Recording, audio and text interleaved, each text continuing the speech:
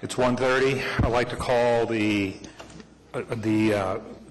July 17, 2017 meeting of the Traffic and Transportation Commission to order. Roll call, Commissioner Clare. Present. Commissioner Littlefield. Present. Commissioner White. Not available. Commissioner Hale. Here, sir. Commissioner Schuline. Here. Commissioner Miller. Here. Commissioner George. Here. And Commissioner Yonkel. Here. May I have a motion concerning the minutes of the May 15, 2017 meeting, please? Move that we approve. We have a motion to approve from Commissioner George. Do we have a second? Second. Second by Commissioner Hale. Do we have any discussion on the meeting minutes? Okay, we have a motion to approve the minutes from 15 May 2017 from Commissioner George, seconded by Commissioner Hale. Votes, please. Okay, item is approved. Report on license and taxi services will be presented at the next meeting. The meeting agenda showed it was going to be this meeting, but it's going to be pushed to the next meeting. Do we have a motion? First of all, do we have anybody here to speak against the item that is on the consent docket, item 4A?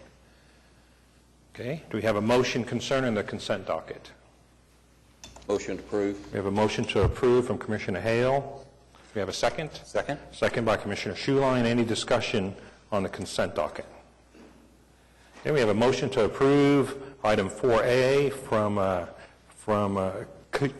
Commissioner Hall and Hale, and seconded by Commissioner Schuline. Can I have your votes, please? Okay, item is approved.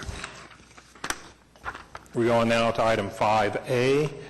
Christine Willingham to consider requests for the addition of stop control on West Wilshire Boulevard at Greystone Avenue to establish all-way stop control.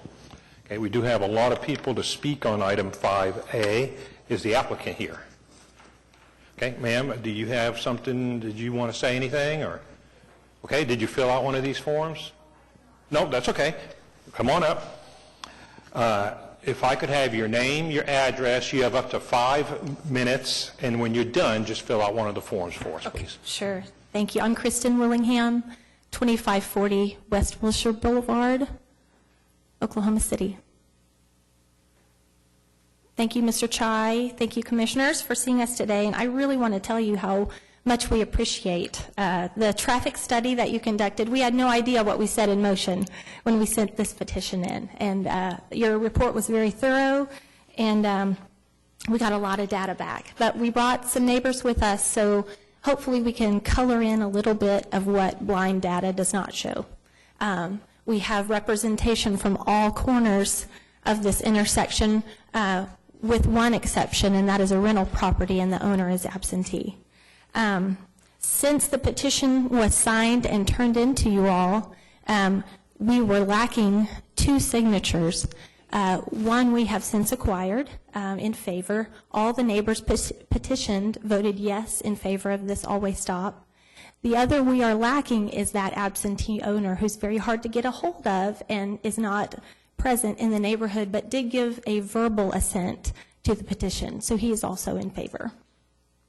The criteria that is required that we meet one or more of, according to the study done, we did not meet those. So I wanted to address each one individually real quickly.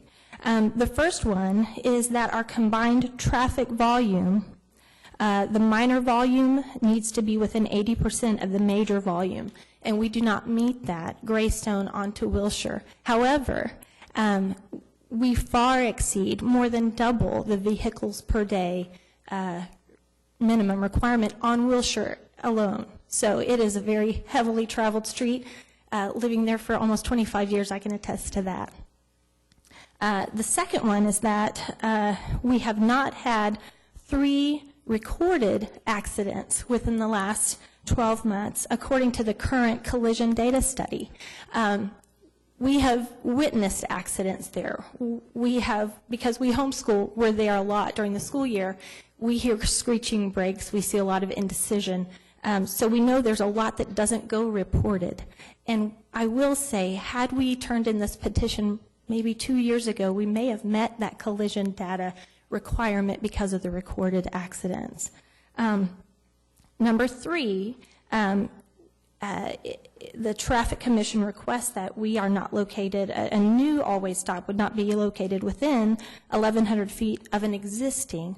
I will say that in that small area considered for this study, there are currently 7 four-way stops. We would be the 8th. That's a lot. But our neighbors, we talked about it. We said the assumption is there. In the data study and the photos provided, there are east-west pictures. There are north-facing pictures. The most dangerous part of that intersection is when you are traveling south on Greystone. We've got 2 elementary schools in the area. And so you see that north-facing here. But if you're coming from the south, you have just stopped at a four-way stop at each intersection, and you come to this one. In your peripheral vision, you see the back of pedestrian crossing signs, and the assumption is very strong. This also, being the most heavily traveled intersection in the area, is a four-way stop. And that's where the danger, I think, is most high. So for those reasons, we feel that we would like you all to take another look at this request and consider just hearing from those. And I know that my neighbors have requested to speak as well, being in the neighborhood. But we thank you for your time, and we thank you for your consideration. And please, if you have any questions for those of us who live right there, we'd be happy to answer them. Thank you. All right, thank you, ma'am. Just please fill out one of these forms here. For the other ones who have signed up, if somebody else would like to just jump on up. And let me have your name, address, and you have up to 5 minutes, ma'am. I filled out a form. I'm Mary Smith, 2550 West Wilshire, and I've lived there 45 years, and I stopped counting the number of accidents that are at that corner. And that doesn't include the squealing of tires. Whatever I say is going to be redundant to what Chrissy has said, but it really is not a safe corner. That a four-way stop was put in south of us on Greystone and Somerset. That doesn't make any sense. That I walk that all the time, and the amount of traffic there doesn't even come close to the amount of traffic on Wilshire, particularly after people have left, driven out of Nichols Hills, which I don't know whether any of you have driven through there recently or over the years, but it is very highly, well, they have a lot of cops on duty, and you do not speed in Nichols Hills. Once you get out of Nichols Hills, which is a block east of Greystone, cars heading west tend to speed up and make this corner even, I want to say, more fragile, because people coming from the north, as Chrissy said, see these pedestrian crossing signs. They assume that they're stop signs, and they go barreling on through. And as a resident, I would ask that you seriously consider making this a four-way stop, if for no other reason to slow down the speeders on Wilshire. Thank you. Right, thank you, ma'am. Okay, somebody else who signed up for item 5A, come on up. Ma'am, your name, address, and you have up to 5 minutes. My name is Bonnie Hardy, and I live at 2600 Wilshire Boulevard, right there at the intersection. And while, as Krista mentioned, there have not been accidents within the past 12 months, I have personally witnessed 2 very bad ones during the 10 years that I've lived there. And one was an elderly gentleman who came up to the stop sign, and I think what we've heard from Mary Smith is that people think it's a four-way stop, because there's the stop sign, they just come through another four-way stop, and it's heavily trafficked on Wilshire. So they come up, they stop, and I think what a lot of people do, they're not supposed to, but they do, is that a four-way stop, like at Penn and Grand, if you're familiar with that, that's been a long-term four-way stop. You come there and you stop, and you see somebody coming down Penn, but he's, 500 feet up there. So you fully stop. He hasn't even gotten to his stop, so you go on through. So I think that is what happens. People come north on Greystone or south on Greystone. They come up to the stop sign, and they assume that people on the Wilshire Boulevard are going to stop. And so they stop, and then they see this car way up there. He's supposed to stop, so I've got plenty of time to go through. And what compounds the problem is, as also has been previously mentioned, these people, when they get out of Nichols Hills, they're ready to move. And we're like 150 feet away from the end of Nichols Hills. So these cars are actually speeding up. And that's what happened with the gentleman a few years ago. He came there, he stopped, and then he pulled on through thinking that guy was, he had plenty of time to stop or to move on through. And this guy was going that fast and wasn't expecting this guy to pull out. And he got confused, put his foot on the gas, and ran right into my house and into the bathroom and demolished it. We had to do it all over again. And then the last accident that I witnessed, again a few years ago, was a car filled with 4 children. So that's the problem. We've got these speeding cars coming down. We've got these people coming up, stopping, but thinking they have plenty of time to get through, and they don't. So I think that kind of makes us an exception to the general rule. Thank you. All right, thank you, ma'am. I got 2 more. Sir, if you come on up. Your name, address, and you have up to 5 minutes. My name is George Orr. I live at 2601 West Wilshire, on the corner.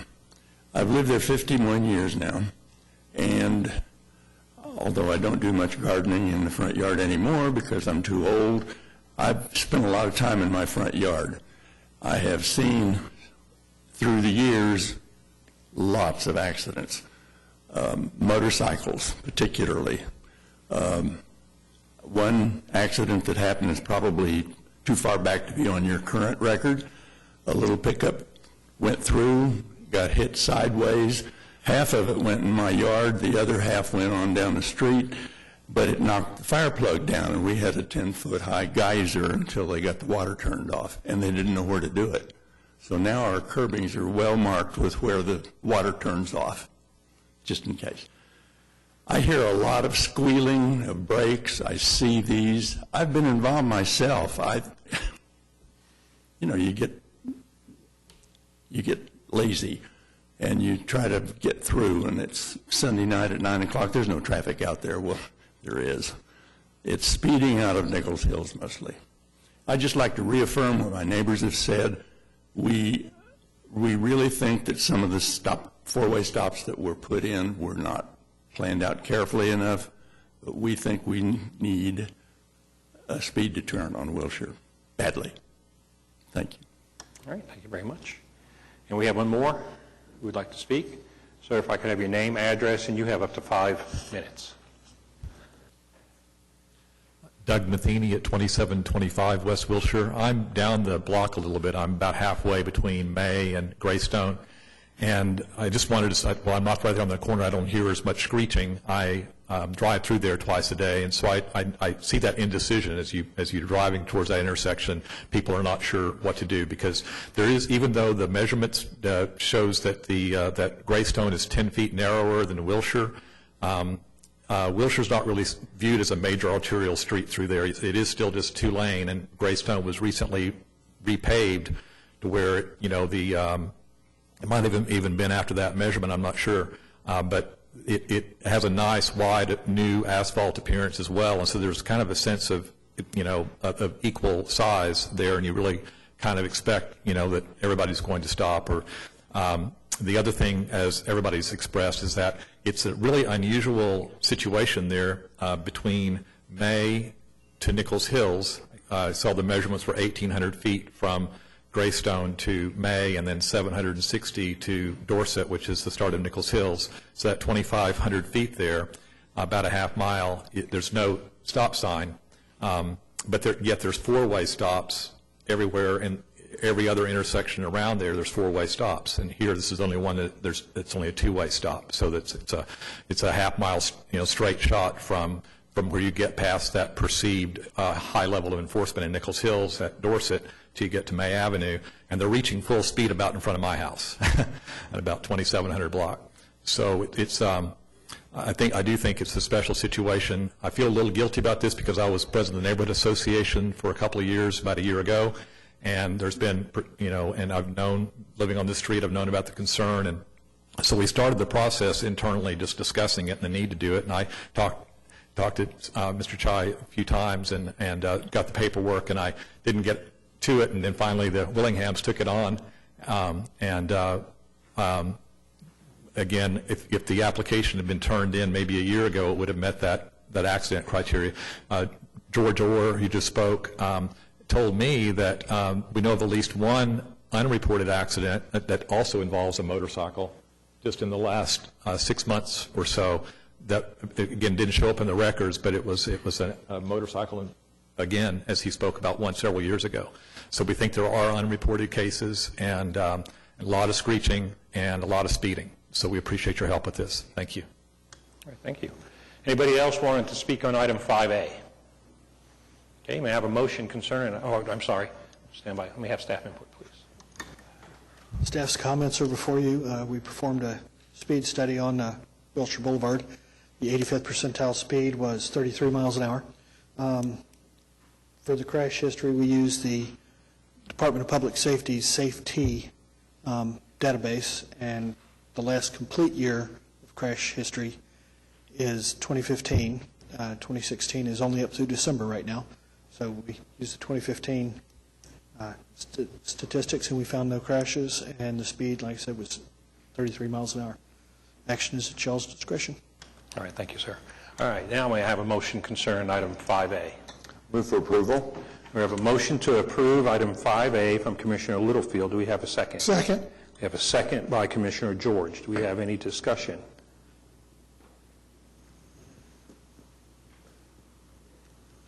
Okay, we have a motion to approve item 5A from Commissioner Littlefield, seconded by Commissioner George. Can I have your votes, please? Okay, item is approved. Okay, we'll go on now to item 5B, Rachel Mossman, to consider requests for the addition of stop control on Northwest 28th Street at North Lee Avenue to establish all-way stop control. Do we have the applicant here? Hi. I got your form, so if I could have your name, address, and you have up to 5 minutes. Okay, I'm Rachel Mosman at 712 Northwest 28th. I live by the intersection of North Lee and Northwest 28th, which is by the Paseo Galleries and restaurants. We have a lot of pedestrians, we have bikers, we have children who are out and about along the streets, and we see people speeding, sometimes in excess of 40 miles an hour down that street. Also, we've seen people roll the stop sign or just run the stop sign at Lee, going north and south. And I'm a biker, and I have almost been hit before with people running the stop sign at Lee. Also, there are cars parked along the street on Northwest 28th along each side, and so it tends to obscure the sight line of drivers. And so they're not always prepared for someone who might step out into the street or so I think that slowing traffic down would be a protective measure for us. So that's why I'd like for it to be made into a four-way stop. Okay. Thank you very much, ma'am. Anybody else wanting to speak on item 5B? Do we have staff input, please? Staff's comments are before you. Again, our crash history revealed no collisions at the intersection. Our speed study found a 85th percentile of 26 miles per hour. Action is at your discretion. Thank you. Thank you. Do we have a motion concerning item 5B? I move for approval. We have a motion to approve from Commissioner Littlefield. Do we have a second? Second. Second by Commissioner George. Any discussion?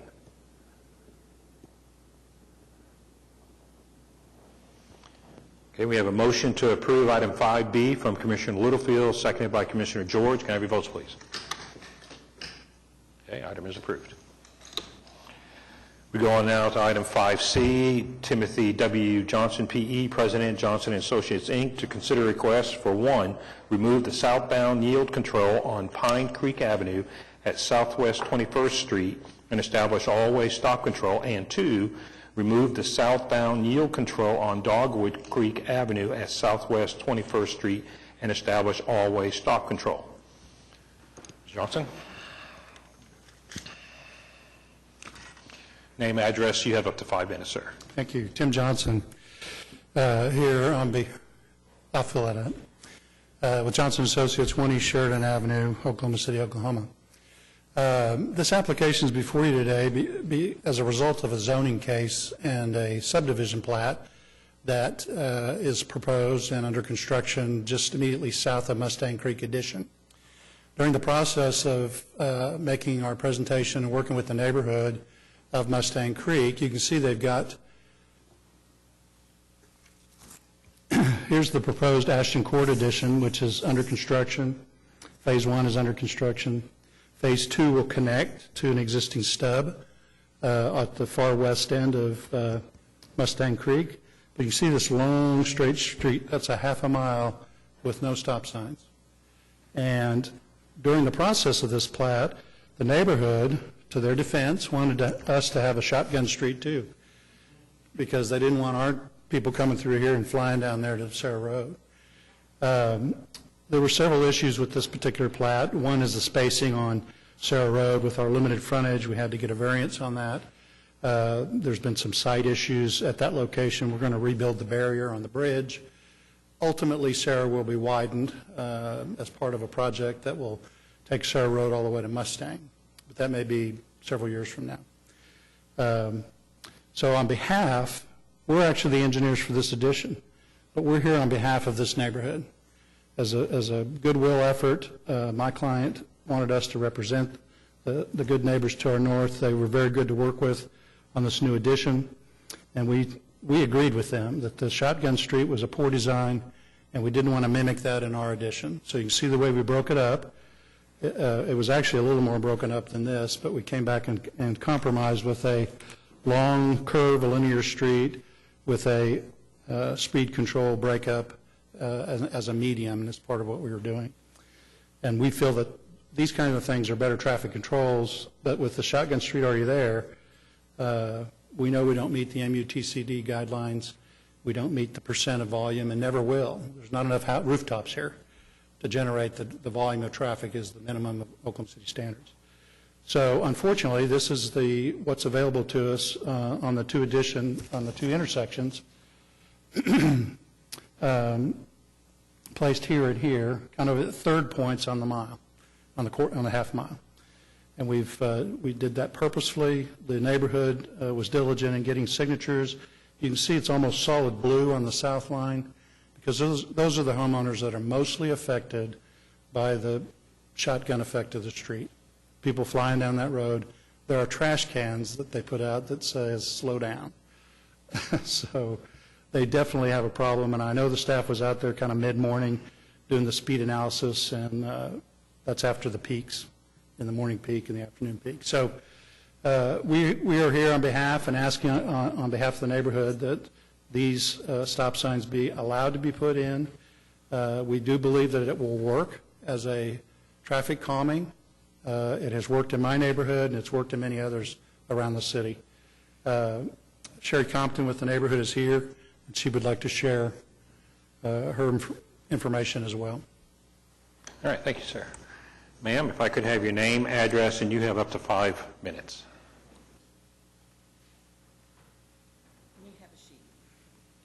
My name is Sherry Compton. I live at 10608 Southwest 21st Street in Yukon, Oklahoma, which is 3 houses off Sarah Road. I've lived there going on 13 years, and I've watched the development grow, and I've watched traffic just get worse and worse and worse. It's kind of sad that you decide what you're going to do by the number of accidents that have happened. I would like to be a little more proactive with traffic than reactive with traffic. We already have a major issue with speeding. 10:30 in the morning is not the time to come and check my neighborhood out. I'm sorry. Get there at 7 in the morning or at 4:30 in the afternoon and then step back because you're going to get run over. People are either late to work or they want to get home or they're cooking dinner or they're just not thinking about speed down the street. Nobody lets their kids play out in the front yard. And this is a beautiful neighborhood, well, relatively new, but I've watched it. I go out in the morning to get my newspaper at 7 o'clock and watch them hit their brakes so they can stop by the time they get to Sarah, and I'm 3 houses away. So with the design, and we actually got the Planning Commission to admit they had made a mistake on that street, and they would not do it again for the neighborhood behind us. So we already have all this traffic and these speeders. So now I'm going to use Ashton Court and show you. This is the back half of Ashton Court. They're going to come down here and use 21st. If I lived right here, I know where I'd go. We're guessing at least 30% of that neighborhood is going to flip around the corner and shoot up 21st. We're asking that you guys be proactive and not reactive and not wait for somebody to get run over, somebody's dog to get run over, somebody's kid to get hit in the street, and give us those stop signs on those corners. I think they're very much needed. Thank you for your time. All right. Anybody else wanted to speak on item 5C? All right, staff input, please, sir. Staff's comments are before you. We do have a couple of concerns. At Pine Creek and Southwest 21st Street, there are driveways for 2 residents on the south side that will fall within the limits of the requested always stop control intersection, as well as at Dogwood Creek, there's an additional residence that will fall within the intersection. Action is at the discretion of the Commission. Thank you. We have a motion concerning item 5C. Move approval of the application. We have a motion from Commissioner George to approve item 5C. Do we have a second? Second. We have a second by Commissioner Littlefield.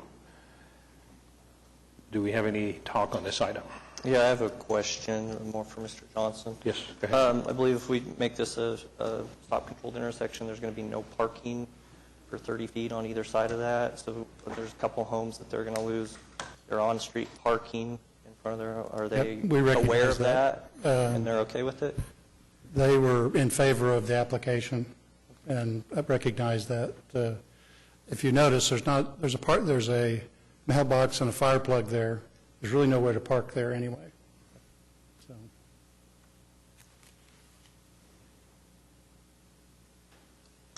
Okay. Any other talk on item 5C? Yes, sir. I have a question. The 85th percentile speed, these 2 locations, is 26 miles per hour. Is that kind of, how can that be from comments that's been made? Is there a reason why there's not a speeding problem here? Or y'all perceive one that didn't really show up? Or and I think it had to do, as I mentioned, the time of day that the speed study was taken was mid-morning, and the time that they get their heaviest speeders is between 7:15 to 7:45, and then in the afternoon going the other way, people bailing off of Sarah Road. So you think the stop sign is going to solve your speeding problem? Even though we know stop signs are not used for enforcement purposes, they're to sign right away. I think that they'll be respected enough to slow the traffic down. It's worked in my neighborhood, it's worked in many others. And I agree with you, they're not the ideal traffic calming device. Okay, anybody else wanted to speak on item 5C? Okay. We have a motion to approve item 5C from Commissioner George, seconded by Commissioner Littlefield. Can I have your votes, please? Okay, item is approved. Okay, we go on to item 5D. E. O'Neill Robinson, P.E., Cardinal Engineering, LLC, to consider request for a traffic signal on South Sooner Road, State Highway 77H, approximately 405 feet to the south of Southeast 77th Street. Is the applicant here? My name is Todd Butler. I'm with Traffic Engineering Consultants representing Neil Robinson and Cardinal Engineering on the subject application. Okay, hold on a second, sir. You need to fill out one of these when you're done. If I could have your name and address, Butler. and you have up to 5 minutes. Traffic Engineering Consultants, 6,000 Southwestern, Oklahoma City. We are requesting a traffic signal to be located at a proposed new driveway and access for the Oklahoma Heart Hospital located south of I-240 at Sooner Road. This is in conjunction with a new parking facility for staff, as well as extended buildings being designed and planned for the Heart Hospital. And I'm here to answer any questions. All right, thank you very much, sir. Okay, anybody else? I got 2 more. So let's go to Jimmy Paris.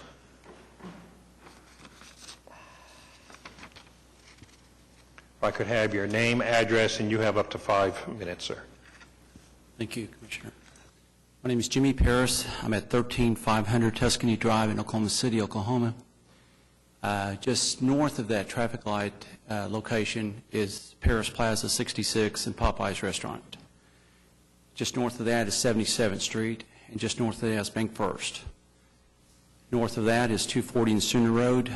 One is basically a north-south intersection with a Y coming off the 240 interchange coming south on Sooner Road. 3 times a day, this road is just incredibly busy. And I hope that we can work with the Oklahoma Heart Hospital on designating this traffic light. So we've worked with them quite a bit. We've been there since 2000. We built a location there in 2000, 2001, and it's been a really good situation there for us. We've helped the hospital tremendously, especially during the building of their heart hospital. We took care of their transportation, their restaurant workers and everything like that, and fed them most of it. But right now we have what we call a short squeeze. Basically, if that traffic light is put in that location and you got backup, it would cause us 1,600 cars that visit our restaurant and our convenience store not be able to get in and out, because basically 77th Street will be blocked and the Sooner Road exit that we have at our store will be blocked. So when the traffic light is put in there, you can only go back, you can only actually go 4 cars back before you run into our driveway. And then today there was a car wreck at 240 and Sooner. It tied up, and I just counted the cars.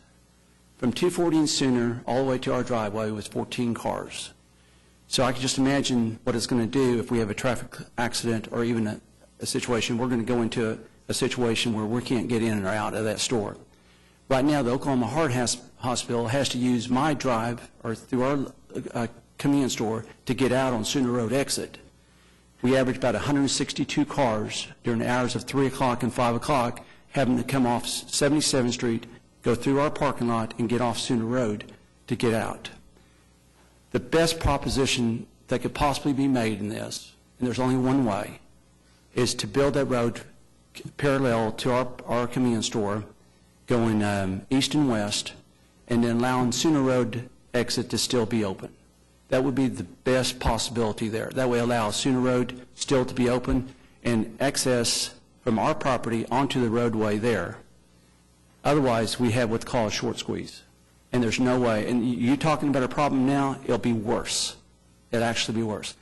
Now, they're planning on building a 250,000 square foot, $150 million hospital. And gentlemen, as you well know, I bring in a lot of business in Oklahoma City. And I'm tickled for economic boom, and I want this to happen. But I also don't need to slow down a $3 million convenience store and be shut down.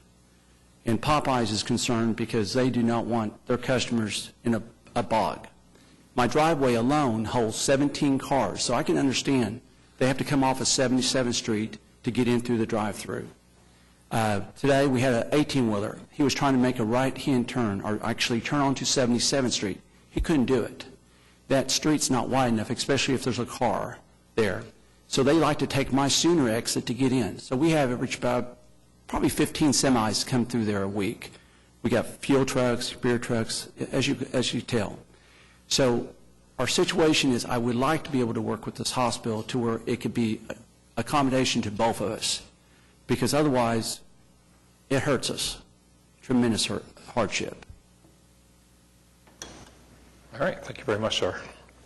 Mr. Boyd Fulton, if I have your name, address, and you have up to 5 minutes, sir. Wood Fulton, 8508 Canyon Trail Drive. I live on the east side of Sooner, just south of that 83rd Street right there. Just like the previous gentleman says, when I come home at night, I take that eastbound I-240 off-ramp, and I have to wait through 2, sometimes 3 red lights just to get on Sooner Road. And my problem is, if they put that light there, it's going to cause even more of a backup for me to get home. Now, I even thought of the McDonald's who my kids go to and the Popeyes across the street. It's going to cause a backlog on them. I'm glad the previous gentleman brought that up. But it's a madhouse. And I hit that. I leave here at 5 o'clock every day. I hit that off-ramp at 5:20, 5:30. That's when I hit it. And that's when it's worst. You got Tinker traffic coming, and you got everybody coming home. Everybody's going to Norman that lives on the east side of the state going to Norman. They travel down Sooner because it's a nice 4-lane wide highway. So that's the problem I have with it. It's just going to cause a lot of heartache. And I hate going against the Heart Hospital because I love the Heart Hospital. I love what they do. And I don't know a good solution for it. As you guys know, the frontage road from it goes into the parking lot of the Heart Hospital. It's a mess there. They have to go out right there. Just is it between the bank and the Popeyes right now? That's their driveway to get out. It's just a mess. I don't know what the solution is, but I'm totally against this stoplight here. Thanks. All right, thank you very much. Anybody else want to speak on item 5D? Okay, sir, if I could have your name, address, you have up to 5 minutes, and fill one of these out later. No, you can fill it out later. Thank you. I am Neil Robinson with Cardinal Engineering, here representing the Heart Hospital. We have, in fact, considered all these items, and we, in fact, attempted to work with Mr. Paris to accommodate him with a cross-access agreement. It was impossible to do. We just couldn't make it work, and the spacing requirements for the location of that driveway, actually it's not, I refer to it as a driveway, and in reality, of course, as you can see from the exhibit, is that it's a street, it's an intersection. We needed a 200-foot spacing from the nearest driveway to the north, which is the Paris driveway, into that Phillips 66. We believe this location we have is workable for many reasons. Among them, as shown by the traffic engineering consultant's study that was done, we think it's going to improve traffic management on Sooner Road, and certainly will help relieve the cut-through traffic that Mr. Paris has right now, because people will be able to use the signal to get out and into the Heart Hospital without having to work their way through that 77th Street intersection, which is difficult to do at rush hour, as you can imagine. So this location for that driveway was the compromise that we came to, that meets the needs of the hospital, improves the traffic management in the area, and will help alleviate some of the traffic problems. I think one of the things that is helpful also is that on the on the east side of Sooner Road, adjacent, immediately across from the location of the entryway to the Heart Hospital, is a vacant piece of property that, if it ever develops, it could use that signal as well. We're adding a turn bay in the center of the road. There will be stacking distance to help manage traffic and help people, continue to flow. So I think basically the Heart Hospital did what it could, attempted to work out an arrangement with the Phillips 66 station, and was unable to do so. And I think that's how we ended up where we are now. So I'm glad to answer any questions. All right, thank you very much, sir. Okay, anybody else wanted to speak on item 5D? Okay, staff input, please. Thank you. The submitted traffic study indicates that the signal will meet the warrant for peak hour at this point. It's also recommended that if you vote to approve this, that you make sure that you include the financial responsibility for the signal and the turn lane improvements is on Super West Building LLC, who is defined as the applicant in this proceeding. All right, thank you. Do we have a motion concerning item 5D?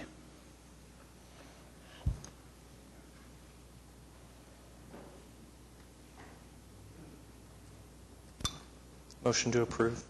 We have a motion to approve item 5D from Commissioner Clare. With the stipulation With that the stipulation of funding is the provided by funding. the... Do we have a second? Second. We have a second by Commissioner George. Okay. Do we have any talk on this item? Sir. It's complicated to me. We're hearing that at certain hours of the day, when somebody is going eastbound on I-240 and they exit on Sarah Road, and Sooner, it just stops. And my question is, we've got a street light right there at the exit ramp, a signal at the exit ramp. We have a signal on Southeast 82nd Street. I can't see what's farther down Sooner Road. Are there more lights? I'm sure. No? You're asking why does it back up? No, I'm asking, are there more existing light controls? Going south on Sooner South of 82nd Street. Does anybody know that information? I don't think so. Okay, 82nd, then you go to 89th. Then to 89. Yes, sir. My question is, if they could somehow be synchronized, if they're not already, and if this proposed, the proposed one has left turn lanes with considerable stacking ability, it would seem to me that if we had designated left turns, and they would be northbound and southbound, I'm assuming, that when people are attempting to turn left here or at other places, if this light could relieve that, it might help speed traffic up or get traffic moving, I guess is the better thing that I'm trying to say. It seems to me like if we add another light signal there so close to the 82nd and the exit ramp, we already have a terrible condition. Would this exacerbate it, or is there a way to make it work even better? Now, I guess I'm discussing. I don't know if that's really a question.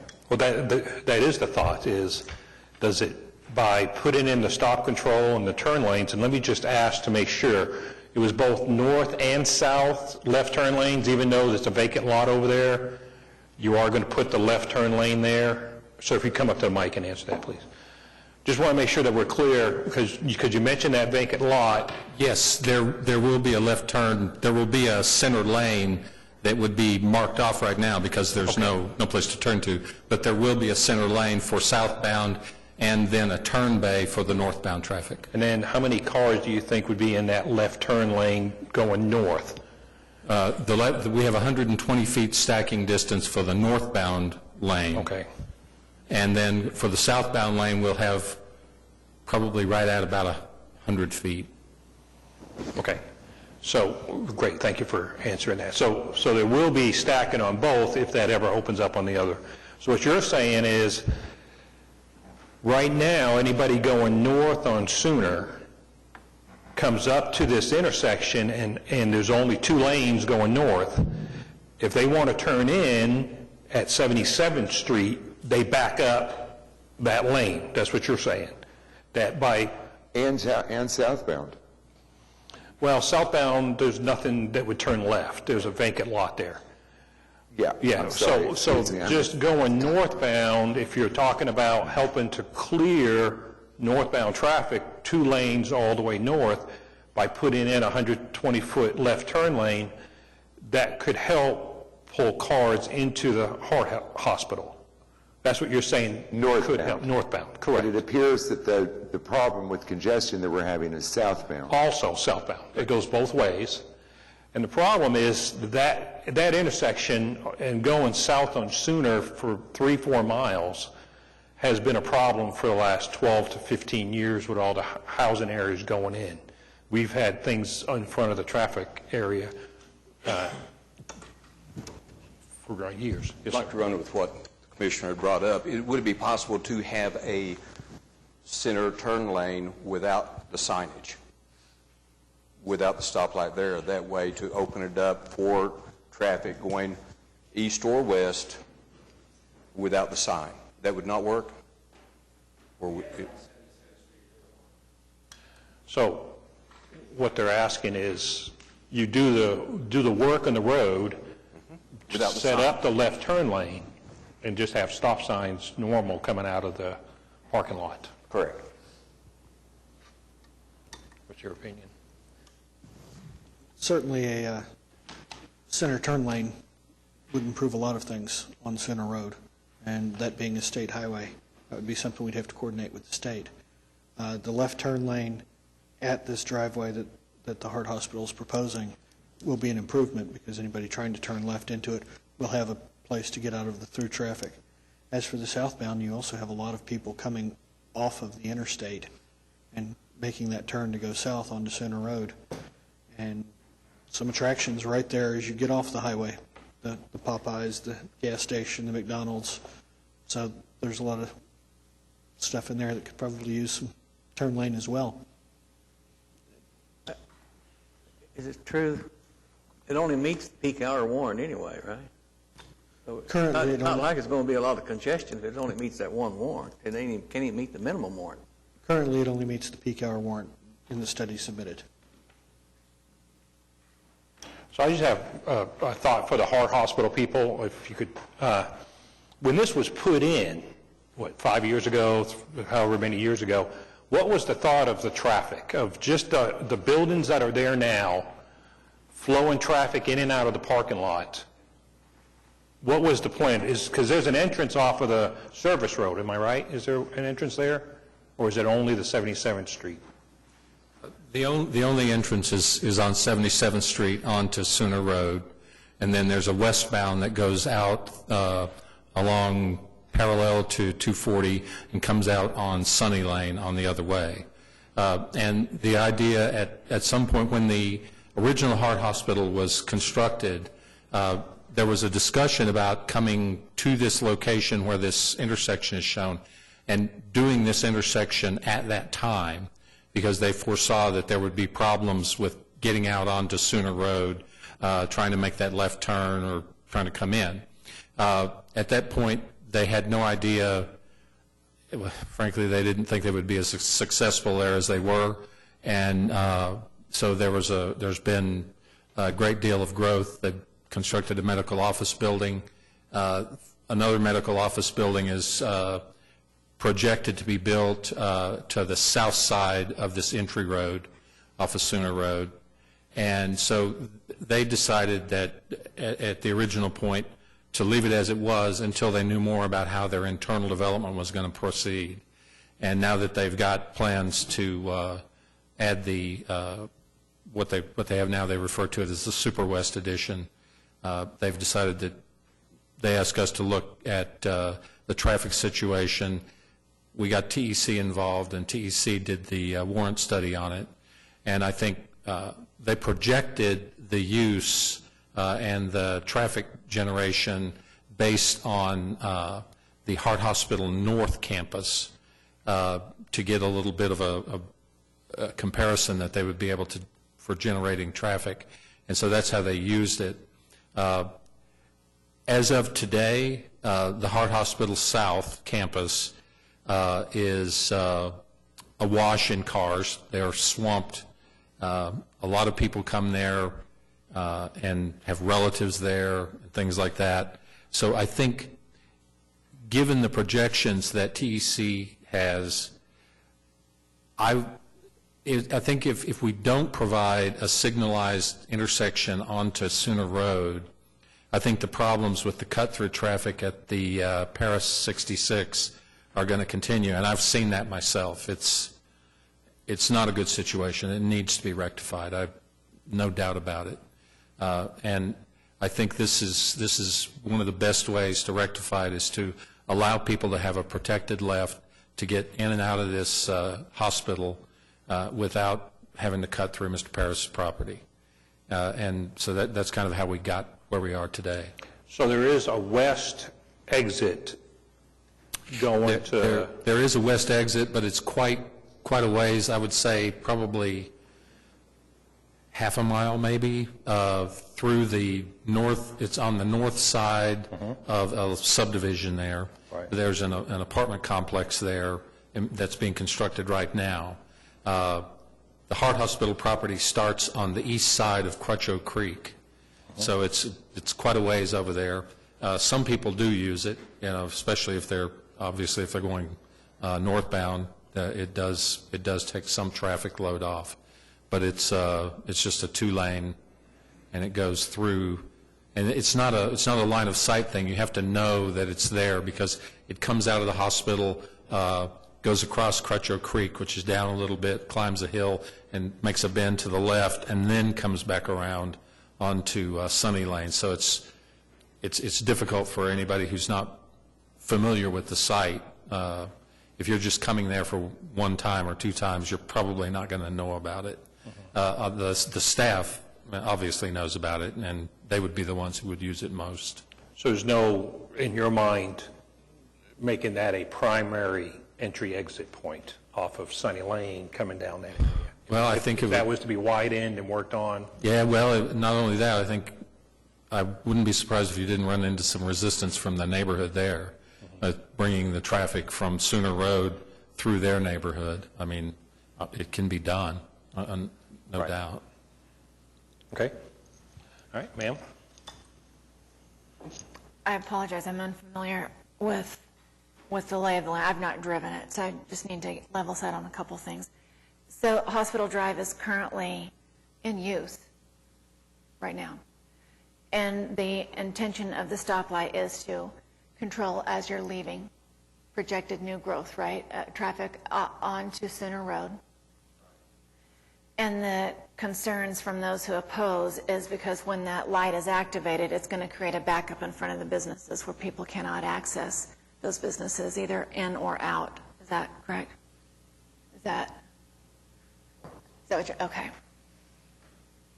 Is the intent of the stoplight where it would only be activated by the traffic exiting the property? It wouldn't be timed, it would just be to accommodate when there's a need for those trying to exit on Hospital Drive. Is that correct? Well, let's make sure with staff on that, how that would be tied in. The signal would be actuated. Does that mean it's motion activated? Okay, or what? I apologize. And also, would it be tied into the other two lights? Yes, it will be in communication with the other lights on Sooner Road. Okay. And I believe Sooner Road is coordinated. Isn't it, Todd? Yeah, Sooner Road is coordinated. So when there is not traffic activating it to exit Hospital Drive, it's going to be fully in synchronization with the lights north and south of it. So it reduces complications for that road. It should just function as it normally does unless someone's trying to exit the hospital, right? Or turn left going northbound into the hospital. Onto the property. Correct. Okay, all right. Okay. Any other talk on item 5D? Sir? Did staff just mention that the two existing lights at 82nd and the exit ramp are synchronized currently?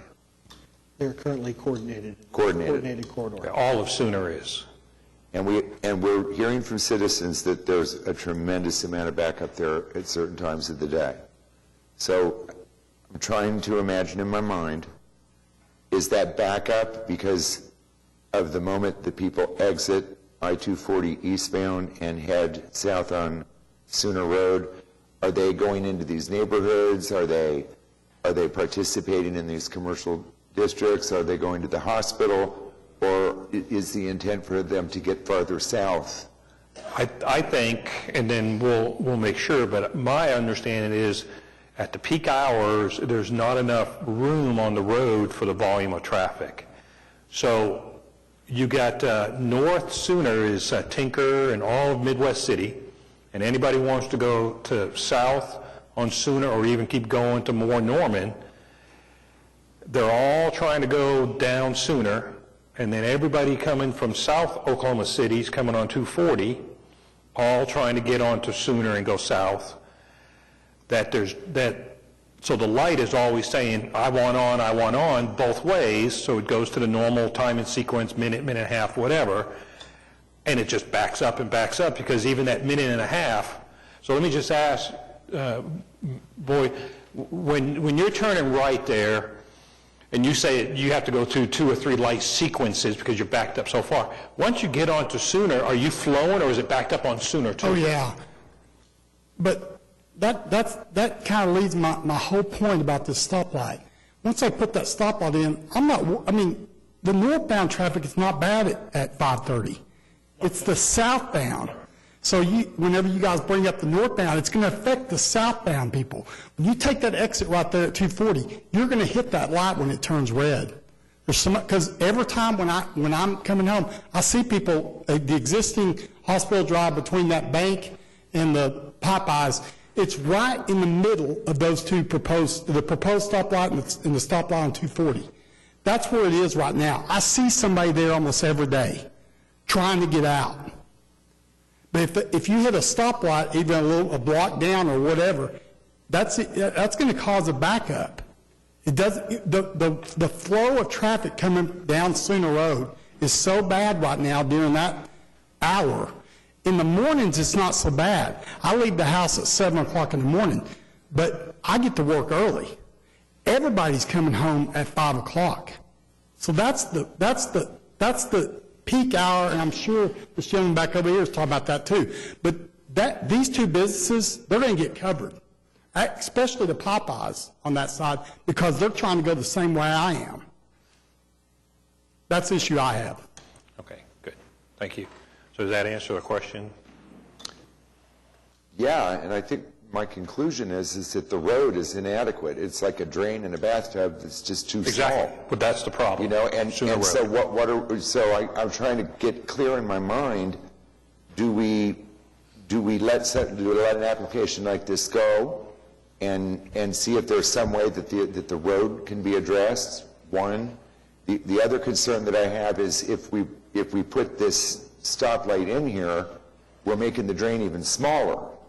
Because I appreciate the way they work when they're motion signalized, but I guarantee you that the people that are going to be coming in and out of that hospital facility are going to be triggering that thing red a heck of a lot more than what Mr. Fulton is dealing with now. And it's not that I'm against a stoplight. I'd like to find a solution to this. But I think in the real world, the solution to this is the road is inadequate. And I don't know, I wouldn't begin to, think of easements in space and what's going to happen. But my concern is if we choke this off a third time, we're going to have cars waiting on I-240 to get on to Sooner Road. Mm-hmm. Ma'am? Is it possible? The hospital growth is going to happen, and I think there wouldn't be no argument that that's going to happen, and it should happen. Is it possible, however, to prioritize the trigger on who gets priority in those high traffic times?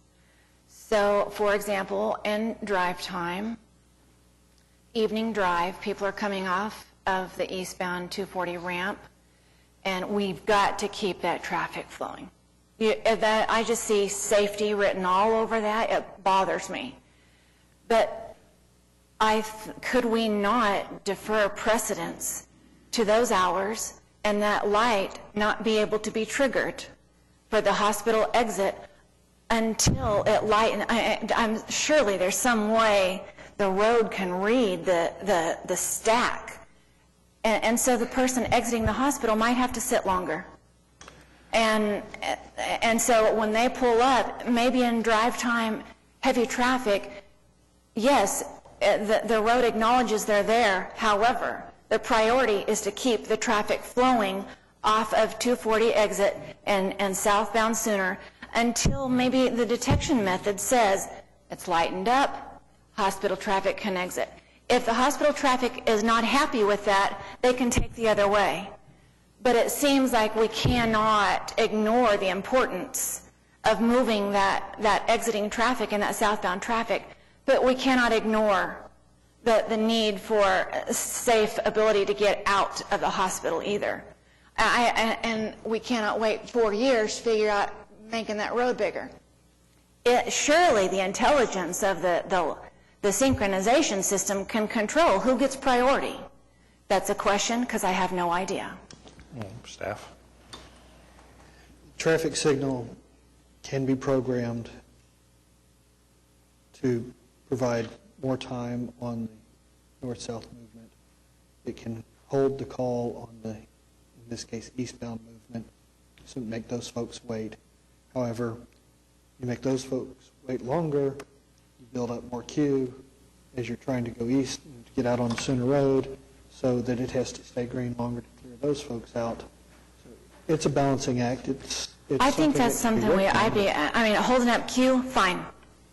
Leaving, and now can that, if the technology is there and it can read the stack building up on the exit and the southbound traffic, can it not put a time frame to that as well? And those, maybe, I'm just asking. I just feel like there's a few things that are all have to be dealt with, and it just seems like with the right synchronization and the right timing, is it possible? I want to go back to what Mr. Paris said earlier. Did I understand you correctly that currently, if that street it's backed up, that they're going out your convenience store exits onto Sooner?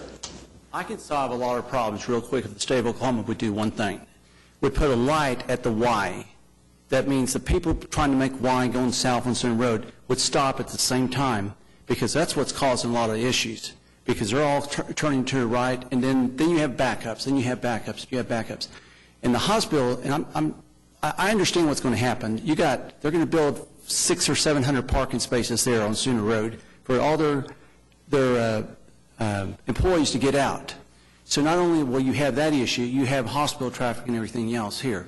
But I think if they could put a light there at the Y, because you got the traffic light stopping east and west, but you don't have one at the Y going south. If they could just stop it there and just kind of give it a flow so we can all move a little bit here, even if it's just for 30 seconds, that would help us move some traffic around. So that might be what we need to consider too, besides the city, get the state involved in this thing, because it's a serious situation. And gentlemen and ladies, it's going to get worse. I mean, it's going to get extremely worse. And so when you say the Y, you're talking about the service road off of 240 going on to Sooner? When you get off the off-ramp, you come to a stoplight, either make a left or right. But at the Y, it's open. It's just a yield. A yield sign, correct. It's a yield sign. So if we had a traffic light there where it stopped those people, then we got a little bit of movement here between Sooner Road, 240, and the Hot Hartsville parking lot. You know? Yeah, because right now, if it's coming south on Sooner from the other side of 240, from north of 240, there's always traffic coming down, and then there's always traffic coming off, so there's never a break at your place, is what never you're saying. Never a break. And again, right now, most of the hospital employees, customers have to get off at 77th Street. So that's very, very important, because there's no traffic light there. There's just a stop sign. Then you got Bank First right there. So they have to depend on 77th Street, just like the hospital has to, and we also have to depend on 77th Street. So it's a dear problem. I mean, it's something that it can't be just figured out in just this short period of meeting right here. You know, I mean, we definitely have to look at it as a total picture in the next 2 or 3 years. What's getting ready to happen? Okay, thank you. Okay, ma'am. That scenario just described stopping the eastbound ramp, right? Is that, okay. Yeah, that doesn't work for me. I just want to be real clear. That I feel like that creates a backing up on that off-ramp in those drive time, evening drive hours. That feels... Well, what he's talking about is ramp metering, and that has to be coordinated with ODOT anyway, and that would require 2 lanes coming off the off-ramp, one, and the queues would have to be determined to see how much traffic would be backed up before they'd even consider ramp metering at that location. It's a complicated deal, and it probably needs more studying, but you've got what you've got there, and it looks to me like what's proposed is it's probably as good a location as you're ever going to find at that location. Is that not true from y'all's studies? It is further away from the off-ramp than the existing 77th Street. 77th Street, I believe, is about 300 feet from the ramp. Putting a signal there would not be good. We'd end up with something similar to what we have at Council and Second. We've got the 3 lights very close in a row. So this is probably a better location than the existing. The Heart Hospital parking lot is private. However, there's a service road that runs along I-240 that goes out to Sunny Lane that is a public road that ties into the west end of the Heart Hospital, and then 77th Street at the east end of the hospital. So the Heart Hospital also gets a lot of through traffic on that service road. Okay. Any other talk on item 5D? We've talked so long, it's hard to remember it all, but basically, it sounds like from the engineering, from the traffic department, that this is the best scenario that we have. So, okay. Well, we just have to assume that the Heart Hospitals are going to press on with their parking lot. They're going to press on with their doctor's building. Well, I would assume that they're not going to do the light in the road or anything unless they do that. So, what's that again, sir? They're not going to pay for light and the turn lanes and everything else unless they do the parking lot. It'll just be a regular exit. So, yeah. And it'll just keep growing. I mean, they're going to build to build. Right. And the question is, do we do the infrastructure to try to help it as much as possible? And they've offered to pay for the infrastructure, right? Right. Yes. I know that this is just a crazy Rob Littlefield time, but this is one of those kinds of situations where I can see a really nice big traffic circle. Okay. So item 5D, we have a motion to approve item 5D with the funding statement that the applicant will pay for all the work and for the lights from Commissioner Clare, seconded by Commissioner George. Can I have your votes, please? Okay, item is approved. Okay, we go on now to item 5E, Jason Spencer, P.E., Crafton Toll, to consider request to 1, establish 45-degree angle parking within a proposed on-street parking area on the south side of Northwest 8th Street from North Chartel Avenue to North Lee Avenue.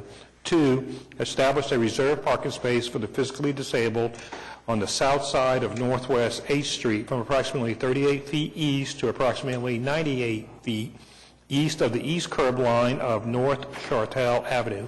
And 3, establish 2 full-time reserved parking / city permit reacquired spaces on the south side of Northwest 8th Street from approximately 36 feet west to approximately 94 feet west of the west curb line of North Lee Avenue.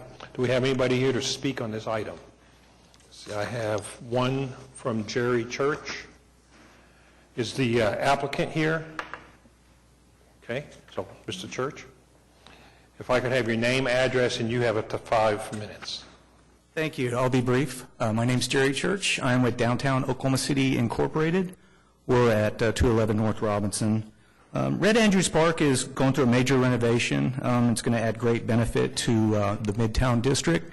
Midtown District is under our purview of Downtown Oklahoma City Incorporated. We're opposed to the idea of the 2 spaces being reserved for city use, with just limited parking available. We just feel that all this parking should be made available to the general public. So that's all I have. Okay, thank you. Anybody else want to speak on item 5E? Okay, can we have staff input, please? Staff comments are before you. This is a this is a project to redo the park, and we're creating the parking on the street because we're losing parking within the park. The reserved spaces are for staff of that gymnasium who will be working there, and so that's why we've allowed for 2 reserved parking spots. Action is at your discretion. Okay, thank you. Do we have a motion concerning item 5E? Mr. Chairman, I move the application be approved. Okay, we have a motion to approve item 5E from Commissioner Schuline. Do we have a second? Second. A second from Commissioner Yonkel. Any questions or comments on 5E? I do. Do we currently in the park have staff reserve parking? Or what does staff do? Currently, there's 65 spots within the park, inside the park. So they never needed a reserve spot? They haven't needed because it. There was always available. It's always available. What the concern is here is now that they're limited parking. We want staff to be able to park near to the gymnasium, to be able to work there. And how much work is there? Is like everyday work that they're there? Yes. Or? Yes. It is? Okay. So there is staff almost every day that's at the park doing their Yes. functions? There's a gymnasium at the park. Okay. They man the gymnasium. And that's what this parking would be reserved for? That is what the parking is reserved for. Because right now there's 65 spots in the park, so there's no need to reserve a spot. Okay. Correct. Got it. Okay. Do we have any other questions on item 5E? Okay, we have a motion to approve item 5E from Commissioner Schuline, seconded by Commissioner Yonkel. Can I have your votes, please? Okay, item is approved. We go down to 5F. Wayne Coyne and the Traffic Management Division consider request 2.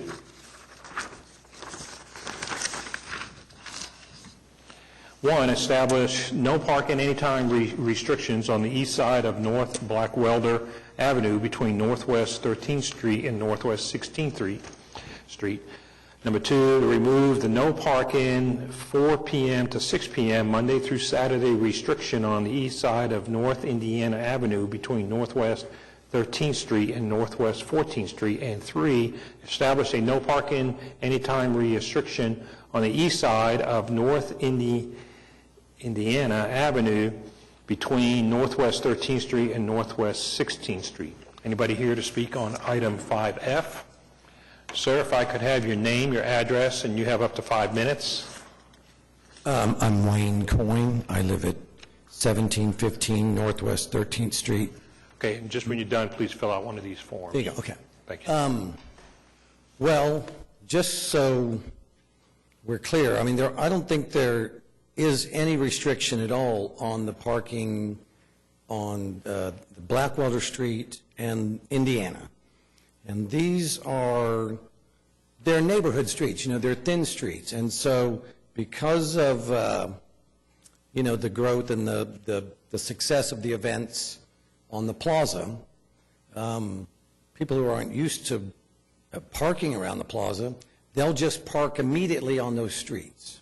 So Blackwelder from, where I'm at, 13th, 14th, and 15th up to 16th Street, and Indiana, 13th, 14th, and 15th, there are some restrictions there, but usually it's completely packed with people parking on both sides of the street.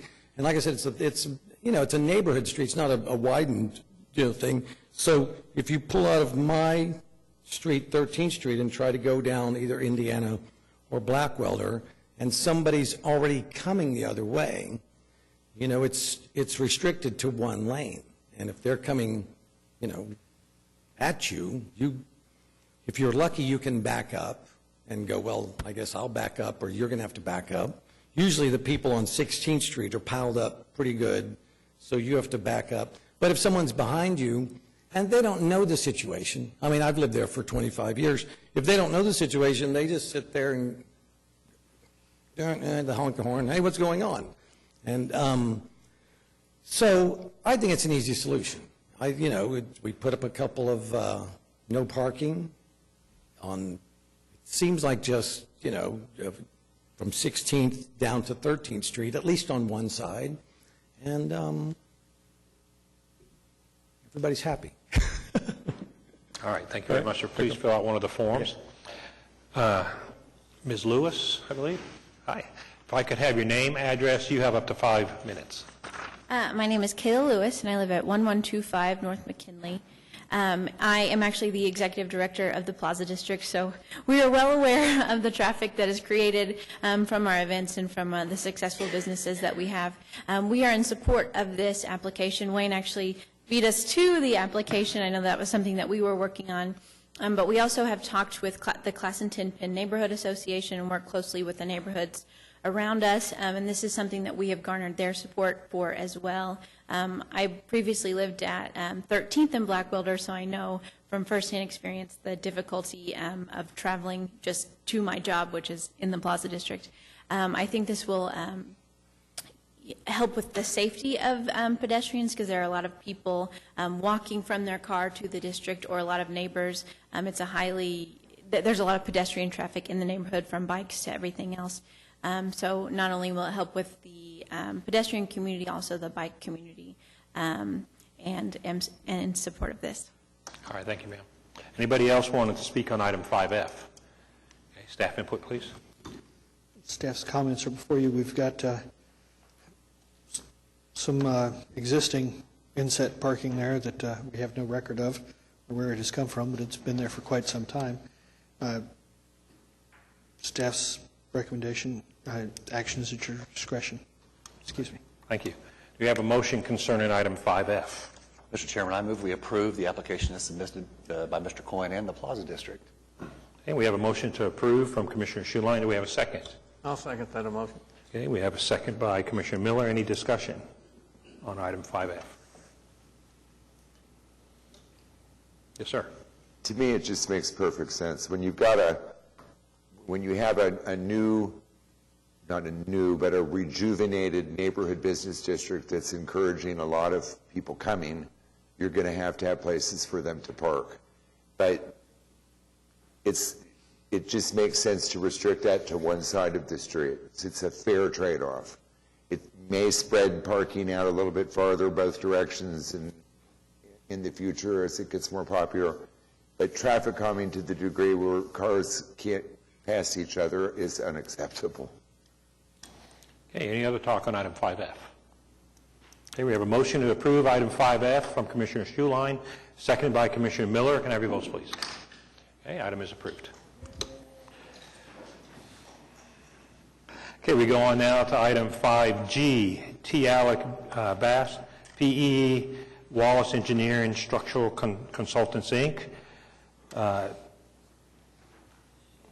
to consider requests to, one, establish 45-degree angle parking within a proposed on-street parking area on the east side of North Blackwelder Avenue from Northwest 15th Street to Northwest 16th Street.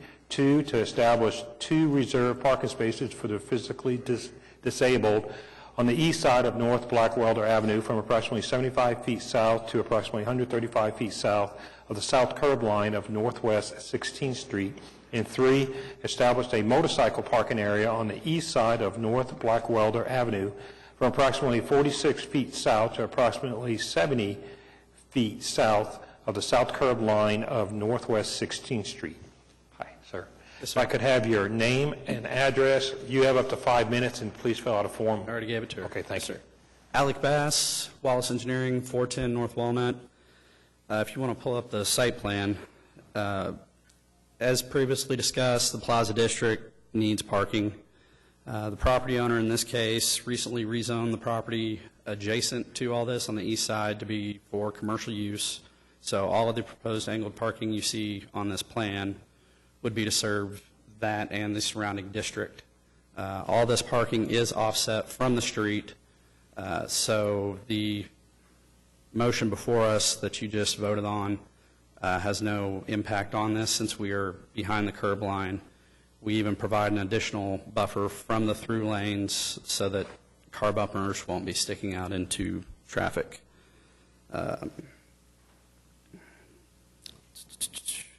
And then other than that, with the zoning action, property owner's been working on this for probably about a year now.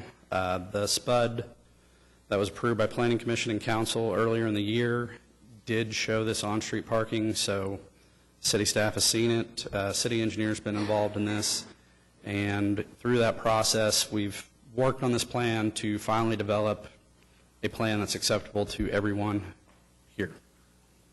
And that's it. All right, thank you. Anybody else wanted to speak on item 5G? Okay, can we have staff input on 5G?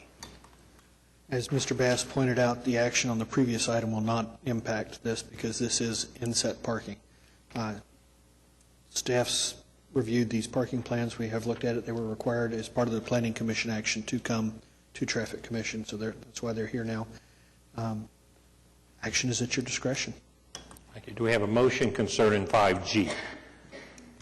Mr. Chairman, I move the application be accepted or adopted, including staff's recommendation that the dedication of public right-of-way or roadway easement sufficient to cover, fully cover the proposed setback parking spaces and the sidewalks adjacent to the sidewalk parking area. Okay, so we have a motion from Commissioner Schuline to approve item 5G and include in the staff recommended comments. Do you have a second? We have a second from Commissioner Hale. Do we have any discussion on 5G? Okay, we have a motion to approve item 5G from Commissioner Schuline to include the staff recommendation and seconded by Commissioner Hale. Can I have your votes, please? Okay, item is approved. We go on now to item 5H. Jason Cotton, PE, Principal, the Director of Civil Engineering, ADG PC, to consider request to remove a 2-hour reserved parking space for the physically disabled on the east side of South Oklahoma Avenue from approximately 135 feet south to 65 feet south of the east curb line of East Sheridan Avenue. 2, to remove 1 2-hour metered parking space on the south side of East Sheridan Avenue from approximately 98 feet east to 125 feet east of the east curb line of South Oklahoma Avenue. And 3, establish a 2-hour reserved parking space for the physically disabled on the south side of East Sheridan Avenue from approximately 95 feet east to 125 feet east of the east curb line of South Oklahoma Avenue. And 4, establish a full-time passenger loading zone on the east side of South Oklahoma Avenue from approximately 40 feet south to 115 feet south of the east curb line of East Sheridan Avenue. Do we have anybody here to speak on item 5H? Sir, if I could have your name, address, 5 minutes, and please fill out one of these forms when you're done. Jason Cotton, Director of Civil Engineering at ADG, 920 West Main, Oklahoma City. I really don't have a formal presentation this afternoon for you guys. I think it's pretty self-explanatory what we're trying to accomplish here with this project. So as you can see from the site plan, we basically, there's an existing ADA space that's on the east curb of Oklahoma that we're proposing to relocate to the north side of our property. On the south side of Sheridan, and then we're basically introducing a valet area over on the west side of our property. So there's really not a whole lot more to it than that. So if you guys have any questions, I of course would answer them. All right, thank you. Anybody else want to speak on item 5H? Staff input, please. You can have a seat, sir. Mr. Cotton said it all. Just relocating a handicap stall and creating a passenger loading zone. Need to make sure that we make it a full-time loading zone so that when they come in for their valet operation, we'll be able to accommodate that. Okay, do we need to specify that in the motion or? Yes. Okay. We need to specify full-time in the motion. Okay. All right, so could we have a motion concerning item 5H? Mr. Chairman, I move to approve the item as presented and the recommendation by staff. And we have a motion from Commissioner Miller to approve item 5H to include the recommendation from the staff on the full-time passenger loading zone. Do we have a second? Second. We have a second by Commissioner George. Any discussion? Okay.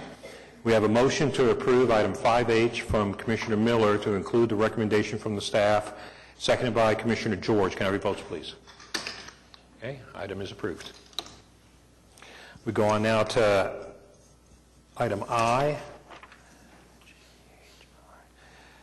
Elliott Reed, P.E., Cochran, to consider request for a traffic signal at Jim Murphy Boulevard and Northwest 178th Street. Do we have somebody here to speak on this? Yes. Sir. Good afternoon. David Box, 522 Colcord Drive, here on behalf of the applicant. Also with me is Elliott Reed and Sean White. Elliott Reed is with a group that is a civil engineer for this project, and Ms. White is the traffic engineer that produced the report you have before you. This is a portion of the city that has been growing at a rapid rate, and the speed at which development will continue to occur is going to do nothing but increase as Portland Avenue and State Highway 74 gets completed. The reason for this request is we have a Walmart Supercenter that will be built here at the corner, and with that there are 5 large out parcels. So what we propose is a traffic signal east of Portland on 178th and some turn lanes. We do agree with the recommendation at staff that my client would bear the cost of all of that. So with that, we'd be happy to answer any questions, and we'd ask for your support. All right, and we'll hold off on the other two, or do you have any comments, the other two people? Yeah, if there are questions. Okay, thank you very much, sir. All right, anybody else wanted to speak on item 5I? Okay, staff input for 5I. Staff agrees with the application, recommends approval, and as long as the applicant is paying for the improvements. Right, we just need to mention that in the Yes. motion. Okay, we need to mention about the cost in the motion. Okay, do we have a motion concerning 5I? Yeah.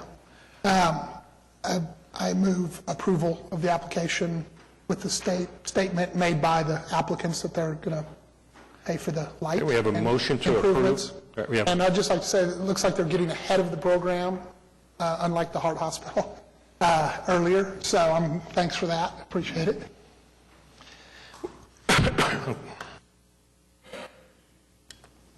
We have a motion to approve item 5I from Commissioner George to include the cost paid for by the applicants. Do we have a second? Second. We have a second by Commissioner Hale.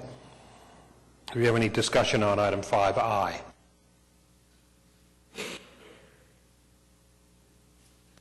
Okay, we have a motion to approve item 5I from Commissioner George to include the cost by the applicant, seconded by Commissioner Hale. Can I have your votes, please?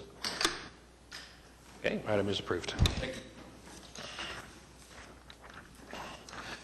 Okay, we go on now to item 5J. Brian Ferguson, President, Quail Creek Homeowners Association, to consider a request to establish all-way stop control at the intersection of Thorn Ridge Road and Quail Creek Road. Sir, can I have your name, address, and you have up to 5 minutes. Brian Ferguson, 3208 Oak Hollow Road, Oklahoma City. Thank you all for your time. I appreciate it. I don't have, I'll try not to keep you very long. In reviewing the staff's report, I understand that we don't meet the credentials for the stop itself, but I think what we were gunning for was really a right-of-way for pedestrians at the park as opposed to traffic controls of any sorts. And it was not overlooked, but it wasn't mentioned in detail. So anyway, that was kind of where we were gunning with our proposal, was to try to get that to happen. Quail Creek Road manages quite a bit of traffic. Same thing that's been mentioned in some of the other reports. The traffic study came in kind of midday, mid-morning, as opposed to any high traffic times for us. Apologize for the shaking. Anyway, so we get a large amount of traffic that, really in the mornings, the afternoons. We get a lot of kids that are trying to cross over from the north side of Quail Creek, which actually has around, south of 122nd, probably about 600 homes. A lot of residents in there. Dog walkers. We've got walking trails over there. Our park is very large, even though the portion where kids actually play is kind of a small area. The park itself spans about 2,000 feet, I believe, and really from the access point on the east to the access point on the west, there's no stop signs in the middle. So it's about 2,000 square feet, or 2,000 feet. So anyway, it's difficult. The traffic comes in on Quail Creek Road from both directions at Thorn Ridge, and Thorn Ridge is also a major artery into Quail Creek to access a lot of the school that's up in there, which is not far away. So there's a lot of traffic coming in and out for the school, and then also just for the residents in general to access. So anyway, so really what we were looking for was pedestrian access to the park. There's a pathway, a walk that exits right out on Thornridge Road, which makes complete sense for a major street for people to be able to cross safely, get into the park. So really, that's what we were looking for, not so much to slow traffic down, not an additional stop sign, not an annoyance, because trust me, people will get angry at me when we get a stop sign in there, but the people around it have already blessed it. Everybody understands that it's for the safety of the kids, and we have a number of concerned parents around there that, with the traffic, simply on Quail Creek Road, speeding along. So anyway, but again, as part of the staff report, it didn't necessarily address that. It may not have represented our true intentions, but that's what we were going with that. Thank you. All right, thank you very much. Anybody else wanting to speak on item 5J? So if I could have your name, address, you have up to 5 minutes to make sure to fill out a blue form before you leave. Well, thank you. I'm Chip Carter, 11549 Twisted Oak Road. I sit on the Quail Creek Homeowners Board as well, and I'm president of the Quail Community Foundation. I really just want to echo what Brian has already said. This portion of Quail Creek Road against the park is a bit of a local speedway in our neighborhood. Cars do speed, and there's too much, and as Brian said, I believe had this study been done between 7 and 8 in the morning or 5 and 6 in the evening, you would have drawn a very different set of conclusions from that. I don't blame city staff, just the nature of our neighborhood is like that. And so adding a stop sign here directly across from the park will just help maintain the quality of the park and the safety. The park's not only used for all of Quail Creek, but the whole section of town is quite heavily used and a great benefit to the community. We don't have people going to the green belt on around Quail Creek Road, so we don't have the concern so much for people trying to cross the road, but for that part of the park, there's quite a bit. So I think it'd be good for the neighborhood and good for the safety if we could add that extra stop sign there. And that's really the only comments I have, so appreciate your time. Thank you. All right, thank you very much. So both of you make sure to fill out the forms. Okay, anybody else want to speak on item 5J? Staff input, please. Thank you. This location does not meet any MUTCD or C stop request warrants. There is no crosswalk. There is a handicap ramp into the park, but there is no crosswalk painted at this location. It's possible that we could probably paint a crosswalk and put up a yield to pedestrian sign if you do not approve a stop sign. Staff has no cause to recommend approval of the stop sign at this time. Okay, thank you. Do you have a motion concerning item 5J? Move approval of the application. We have a motion to approve item 5J from Commissioner George. Do we have a second? Second. Second by Commissioner Littlefield. Do we have any discussion? Sir. I'd like to ask the gentlemen that are here representing this request if a crosswalk would be adequate with the yield to pedestrian. I understand what you're asking.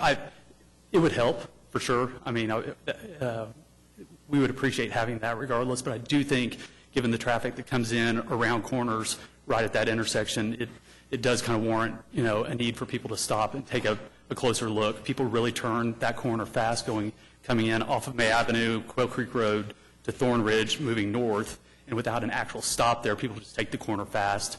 And, I know the traffic study doesn't necessarily represent it, but it would be nice to call it out that, hey, this is where kids and pets and people are crossing, so that would help. But I do think a stop sign there would actually help would call it out and help us prevent any future, potential incidents.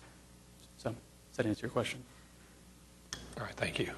I have a question. Do you have sidewalks leading up to this intersection? I mean, how many pedestrians are crossing right here versus the other two where the stop signs are? The west side stop sign, there's actually no walkway or pathways there, so people enter the park area at that point straight onto the grass, or they stay on the road and walk the road until they get to the park. the far east end of the park. Again, the stop sign isn't in an area where there's actually a walkway, so people either access the grass. The vast majority of people that access the park, if they haven't driven there, they cross Quail Creek Park at one of the streets along the way. So kind of our objective is to actually just give them a point of entry that is safe. So rather than going, to an alternate street. Do you have sidewalks leading up Quail Creek? On Thorn Ridge Road? No, we don't. We don't, just regular. So, there's not really a reason for the pedestrians to follow a sidewalk to a crossing that's marked, right? Would they come if it was marked right? Yeah, yes, they would if it was marked correctly. They would. So they're already accessing from that point. It's just if they're on a bike or a stroller or whatever, they're on the street. Okay. All right, thanks. I can shed a little light on this myself. I live in the neighborhood, and Quail Creek, I think, was one of the first and maybe only neighborhoods that was sidewalks by volunteer. They were allowed to, people that wanted to put a sidewalk in their front yard, they were allowed to. They put it 2 foot wide at the curb.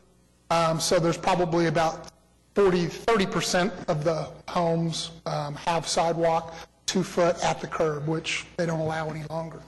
But this Thorn Ridge is really kind of it's a main thoroughfare. Quail Creek Elementary's on it, and it really is the main walkway, bikeway to the park. So yeah, even though there's not the 2 foot sidewalks coming up to the corner here, if you're out there, you'll see most walkers that are going to the park will take Thorn Ridge. It's the most direct. It's like the feeder. So it really is the main entrance into the park. So that makes it an ideal location for a pedestrian crossing? Yes. Correct. Yeah, that's for sure. Yeah. And as far as changing it to a yield of some sort, that would be the only one in the neighborhood, in a neighborhood that has, like somebody wrote, probably too many stop signs, maybe not as many as Mesta Park does now, but it has a lot of stop signs. So I think if you throw up a wild card like that, that's not what we'd want to do. I think the stop sign and the crosswalk to the handicap is the way to go, for sure. All right, any other talk on 5? Yes, sir. Since you brought up the letter, I'm just kind of curious. I mean, is your neighborhood that saturated with stop signs right now? Because from what I read in the letter, it sounds like that it's easy pickings for police officers because they just ignore the signs that are currently there. They don't necessarily ignore them, but on Quail Creek Road, as you go up toward 122nd, now from May, it goes from May to 122nd. It's a long curved road. And I don't know if it's a mile or not, but it's a long way. And as you get closer to 122nd, there are a lot of stop signs. But down at this part, which is in front of the park, there's really not. They're from May Avenue. There's a long stretch until you hit the first one. So I understand the difference between going up to 122nd and out to May, but I think if I read that correct, the point he was trying to make is that if you saturate a neighborhood with too many stop signs, they will be ignored. And that's the last thing, especially with kids crossing there, that's the last thing we want to see happen, is people ignoring those stop signs when we've got kids. Yeah, no doubt about it. And again, they're not ignored. What they are is there's a lot of we would used to call California rolling stops, where people slow down to like 1 mile an hour and don't actually do the stop and back, where you're supposed to come back in your seat. They just almost come to a stop and then make the turn. The police officer sitting there, he'll get you just for that. But if it says stop, it means stop. Right. So, seeing as it was brought up, let me make a point here for just a matter of actual record here. There's a letter we received this week from John Hester, who lives in the area. He wasn't able to make it here, but he did want to provide all the traffic commissioners a copy of the letter. I don't know if you guys have seen it. We can give you a copy of it. His basic thing is he's not opposed to the all-way stop at this place, but he is concerned about all the stop signs in that area. And he made just a general comment. So I just wanted to put it on record that we did have this letter, and that's what we were talking about was this letter, and so we'll go ahead and pass this on. Thank you for that. She has one for you. Okay, so any other talk on item 5J? Okay, thank you, sir. Okay, so we have a motion to approve item 5J from Commissioner George, seconded by Commissioner Littlefield. Can I have your votes, please? Okay, item is approved. Okay, we go on now to item 5K, Oklahoma City Planning Department, Police Department, and Public Transportation and Parking Departments to consider a recommendation to the Oklahoma City Council on an ordinance relating to motor vehicles and traffic, municipal court, vehicles for hire, and general schedule of fees to amend in chapters 32, 33, 56, and 60 of the Oklahoma City Municipal Code 2010. And then in our agenda, it has all the subject areas, and then in the actual agenda has what is actually being talked about. So anybody here speak on item 5K? Good afternoon, T.O. Bowman with the Sustainability Office. This item... Oh, sir, if I could have your address. Oh, sure. Also, please. I guess it's 420 West Main. Right, and just make sure to fill one of these out for me. Thank you. You got it. So this item originated from a business request for an electric vehicle charger on on-street parking space. So we looked in the code, reviewed that, and it turns out we didn't have the authority to enforce electric vehicle-only spots that would prevent non-electric vehicles from parking in those places. So that's the main piece of the code that got the ball rolling. But when the code was opened and there was a list of other things that people had queued up that wanted to include in this. So there will be issues about pedicabs that basically treats pedicabs as bicycle traffic. All the same rules and laws would apply to those. And then most of it is about the electric vehicle ordinance, though. And I can accept any questions about those. Other than, the legal questions, I guess. Okay, thank you very much. Anybody else want to speak on 5K? Okay, staff input. Thank you. This is the action on this would be referring the proposed ordinance to the Oklahoma City Council for their approval. Action is at your discretion. Okay, thank you. Do we have a motion concerning item 5K? I move approval, sure. Okay, we have a motion to approve item 5K from Commissioner George, seconded by Commissioner Schuline. Any talk about item 5K? Ma'am? I just need a little better understanding of it. In simple terms. Okay. Are you asking us to- Of which issue? The request There's that about 10 or 15 of them. the umbrella under which they all reside is what? Okay, it's several changes to the Chapter 32 code. So in the code, we've added definitions and we've added authority, and then we've also added fees for electric vehicle-only parking spaces. So we're not establishing any spaces at this time, but those would come as individual requests. But once this authority is established, we will be able to assign, if a private sector business wants to put a charger in front of their business on an on-street public space, the multi-space parking meter fees would still apply, and so you would have to pay that meter, but then you would engage with the charging station, excuse me. So the intent is to prevent non-electric vehicles from being able to park and block that spot from an electric vehicle. So once we've established this, then individual requests can come back for consideration of where these spaces are going to be located. Is that sufficient? Is there a limit to how many you can put on one block? I don't believe we addressed that. So if somebody wants to put all electric down the side of his block, he can do that? He can propose that to you all. Uh-huh. Okay. Okay, so that's just talking about those vehicles, but this recommendation includes, one of the biggest thing was our park and enforcement specialists couldn't write tickets for a certain couple things. And with this ordinance, they'd be able to write tickets for it. That's one of the big ones. That's really most of the remainder of Section 32. But then also you got Section 33 and all the other ones changing the fees And some of the others may not be specifically related to electric vehicles, as I mentioned, probably clumsily. But there were several other parties that wanted to add things or change things in the code at the same time, just because we had an opportunity to do so. A lot of the time there were minor things, but they're all outlined in the summary that was provided. Okay. And sir, if I can have your name, address. Corey Hubert, Transportation Parking, 431 West Main Street, Suite B. As the question was asked, this ordinance change does allow for a new methods of people making payments via the parking meters. And that change would be allowing them to enter in their license plate into the machines, followed by making payment. Very good. Cool. Okay, so any other talk on item 5K? All right, we have a motion to approve item 5K from Commissioner George, seconded by Commissioner Schuline. Can I have your votes, please?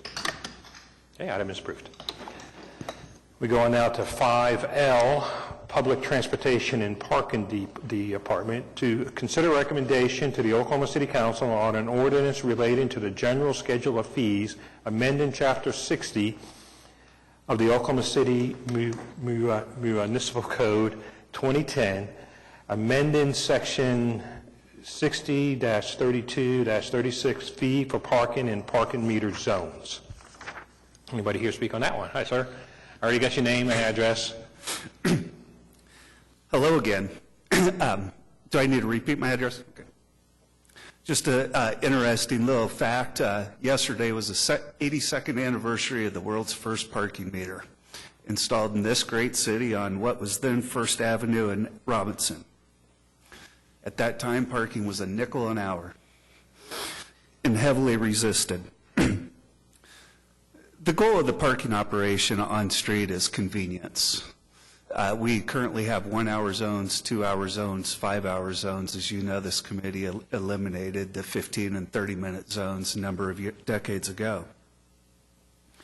The on-street parking rates outside of Project 180, which affected a small area of or a small portion of the inventory, has not changed in 25 years. Currently, the on-street parking rates are cheaper than the off-street parking rates in our system. That's a direct conflict in what is known nationally, where on-street needs to be, in order for it to be convenient, where there's a vacant space and enable turnover, a higher rate than off-street. Currently, the most expensive parking rate on-street is $1.50 an hour. Off-street is $2 an hour. Again, out of convenience and listening to the citizens, we're asking that we change the parking rates to encourage turnover and maximum on-street parking available. It will also discourage traffic circulation and people driving around for the cheaper parking rates. Simplifying the parking zone, also in the name of convenience, is being recommended. We would like to remove all parking meter zones, Project 180, Central Business District, 1 hour, 5 hour, and go straight to 2-hour zones. This is in response to the citizens that I've interacted with and some of our major tenants. Plain and simple, who can go to a 1-hour meeting while paying for 1 hour parking? Each customer will have the ability to buy parking in increments of 15 minutes, but the maximum stay would stay at $2 throughout the entire system. As mentioned a few moments ago, in order to make that happen, our current single-space meters, plain and simple, cannot be reasonably modified to allow for that. I found one individual that was willing to do it, could not tell me how long it would take, could not tell me when he could do it, and could not tell me how much it would cost or how long it would take. A single individual. Staff looked at other opportunities. The idea is that we'll switch over to a pay-by-plate system where we'll install keyboards to the current multi-space parking meters, redeploy them, 1 per block face, 2 per super block, Customer will park their vehicle, walk towards their meeting, interact with the machine by entering in their license plate, entering in the amount of time, making payment, and keep walking without returning to their vehicle. If they want a receipt, they can ask the machine for a receipt. This system also gives every on-street parking customer the ability to pay with a credit card or coins. These machines will not be updated to accept cash, as we're adding value by accepting credit cards. Sir, would you say that again? Did you say they will do change or not? They will accept U.S. coin and credit cards. And then you said something about not accepting They cash. will not accept paper notes. Oh, paper, okay, got it. Paper notes. With that, can I ask any questions? Thank you. Okay, anybody else for item 5L? No, we got somebody else. All right, sir? If I could have your name and address, and you have up to 5 minutes, sir. Thank you. Jerry Church, Downtown Oklahoma City Incorporated, 211 North Robinson. As the downtown as the organization that manages the Downtown Business Improvement District, we fully support and endorse this proposal. We think it's more consistent. We watch people every day struggle trying to learn how to read the meters. If we make this simple, it makes the coming downtown, doing business downtown, eating downtown, doing downtown business so much easier for our people. And we also think that it'll encourage people who have more than 2-hour stays to utilize the parking garages. So Downtown Oklahoma City Incorporated supports this proposal. Thank you. Anybody else for item 5L? Okay, can we have staff input, please? This is a recommendation to the City Council on accepting of the ordinance. Action is at your discretion. Okay. Do we have a motion concerning item 5L? Motion to approve. Motion to approve from Commissioner Hale. Do we have a second?